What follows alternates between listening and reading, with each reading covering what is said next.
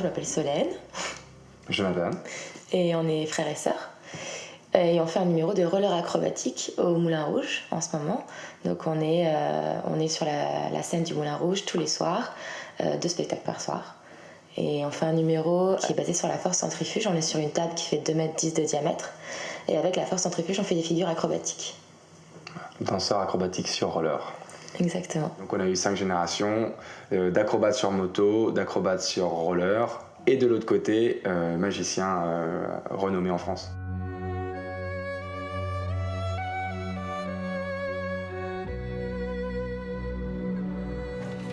En France, on dit qu'on est tombé dans la marmite quand on était petit. Oui, on est né dans le milieu du cirque, donc on a grandi avec des gens de cirque. J'avais des amis qui faisaient du diabolo, d'autres qui faisaient du fil de fer. Quand nous on est nés, nos parents ont arrêté de faire des tournées de cirque.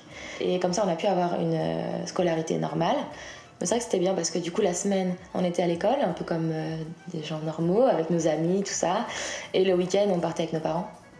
Et donc, on avait toujours plein de trucs à raconter le lundi matin. On avait le choix de continuer à étudier. Ce qu'on voulait faire, c'était comme papa et maman, quand on était petits, on les regardait sur la scène et on voulait être à leur place. On était en backstage et on avait les yeux qui brillaient. Et tous les gens autour de nous avaient aussi les yeux qui brillaient. On se disait, c'est papa et maman qui sont là, et ils arrivent à donner ça et à partager ça. Et c'est vrai qu'à partir de là, c'est ce qu'on a envie de faire aussi, quoi.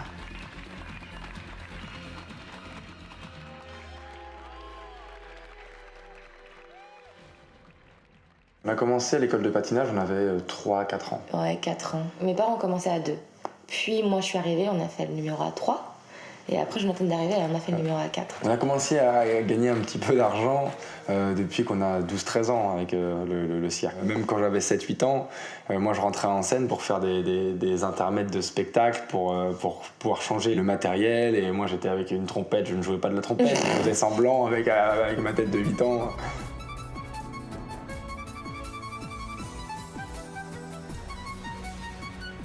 Mon grand-père est de Bretagne.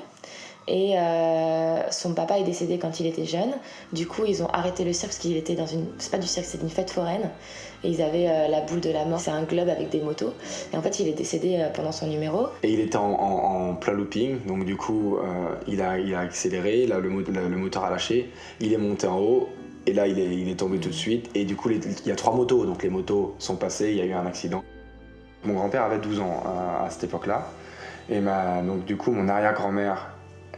Quand elle a vu mon grand-père qui s'entraînait à faire encore la moto et qui voulait perpétuer cette tradition, ma grand-mère a voulu tout vendre et arrêter complètement le cirque. Et donc lui, il était un peu livré à lui-même parce qu'il a vécu dans le cirque et dans les fêtes foraines, et là il s'est retrouvé un peu sédentaire, un peu perdu. Et au final, il y a un entraîneur de patins à roulettes qui l'a repéré dans la rue. Et lui a dit, écoute, si tu veux, j'ai un club, et c'est gratuit pour toi, ça me fait plaisir, et voilà. C'était un sport qui existait et qui n'existe plus aujourd'hui. Et donc mon grand-père a vu que c'était spectaculaire. Et lui qui vient du cirque, il s'est dit pourquoi pas. Et c'est comme ça que ça a commencé.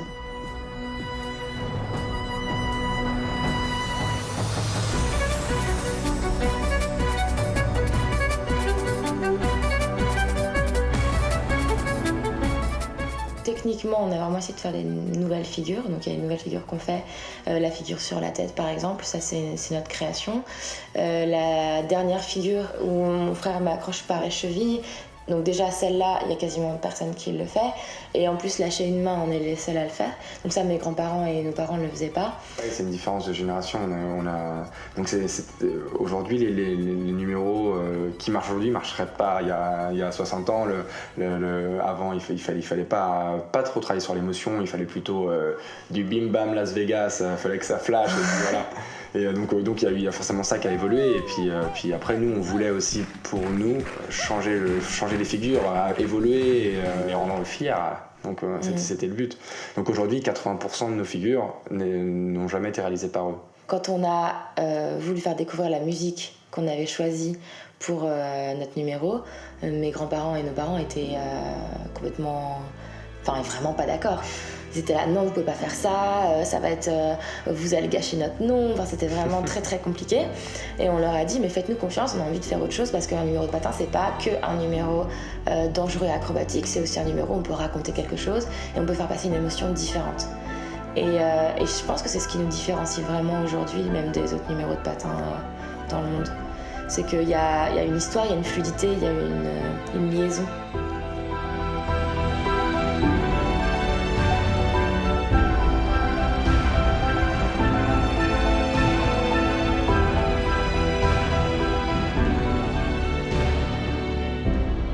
Et maintenant, ils adorent. Maintenant, ils ont... Il a fallu clasher, dire voilà, c'est notre voix, c'est comme ça, si on tombe, si ça marche pas, et ben on se serait trompé. Et voilà, on prend le risque. Et puis bon, je me rappelle, le papa était parti gonchon, faites ce que vous voulez. Il était vexé. Et voilà, puis c'est comme ça qu'aussi on évolue, et comme ça qu'on prend de la maturité aussi.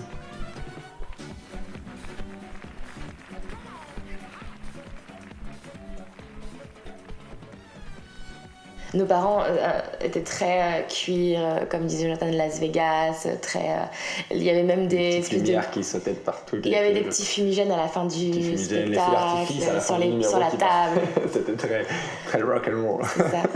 Et nous, même sur la table, en fait, c'est vrai que la table, leur table est illuminée, elle fait des effets. Nous, on avait envie de quelque chose de brut, de pur, quelque chose qui... Voilà, c'est nous le numéro et c'est pas les décors. Voilà, on a mis justement le micro, un micro sur la table pour entendre le bruit des roulements sur la plateforme. On joue en fait des bruits qu'on utilise, les bruits bruts du patinage sur la scène et puis on joue sur l'émotion beaucoup plus que sur le wow, l'explosif, on va dire.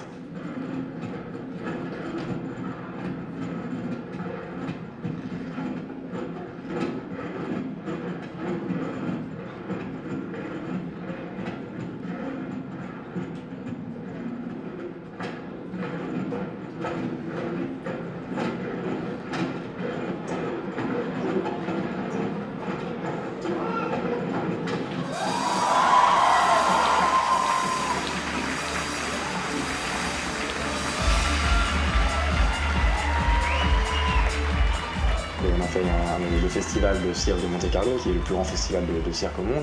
Et on a, en fait, c'était le rêve de nos parents, nos grands-parents.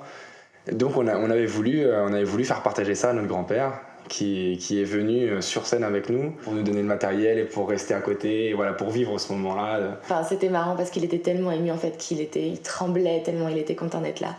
Et même à la fin, quand le rideau s'est fermé, il a pleuré. C'était vraiment un moment fort.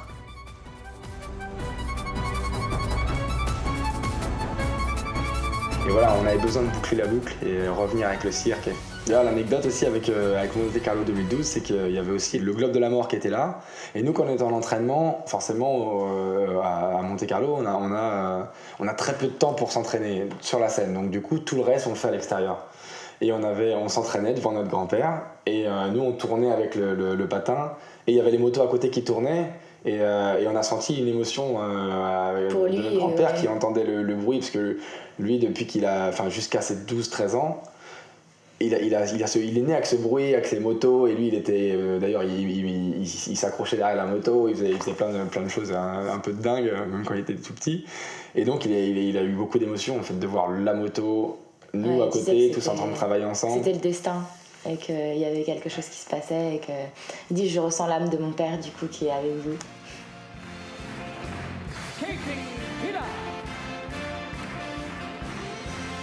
Le numéro, on l'a tellement vu depuis qu'on est petit que je pense qu'on a un peu aussi dédramatisé le risque. Je pense que le risque, il a été dans la vie de tous les jours au final. Donc c'est peut-être pour ça aussi qu'on a envie de faire un métier à risque. Moi, j'ai souvenir de nos parents qui sont tombés 3 fois d'affilée sur la même figure. Et mon grand-père est arrivé et a dit stop, on arrête là. Et ça m'avait quand même marqué. Quand on voit ses parents tomber, c'était rare, ça arrivait quasiment jamais.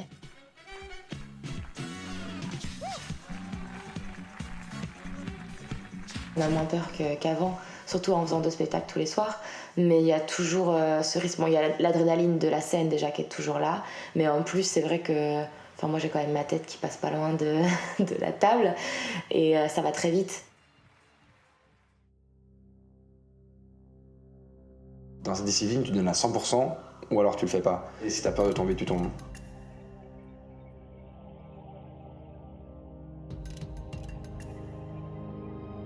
Il faut vraiment se lancer, il faut pas cogiter en fait. Le risque, c'est dans nos gènes. On a ça dans le sang.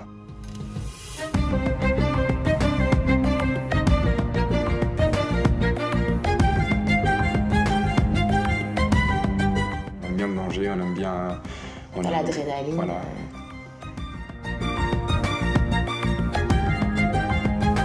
Cette force centrifuge, elle est assez rigolote, on a l'impression d'être dans un manège un peu. Le danger, ça apporte quelque chose aussi au public. On leur donne 8 minutes de plaisir, où on les voit comme des enfants. On voit des visages, des sourires, des applaudissements.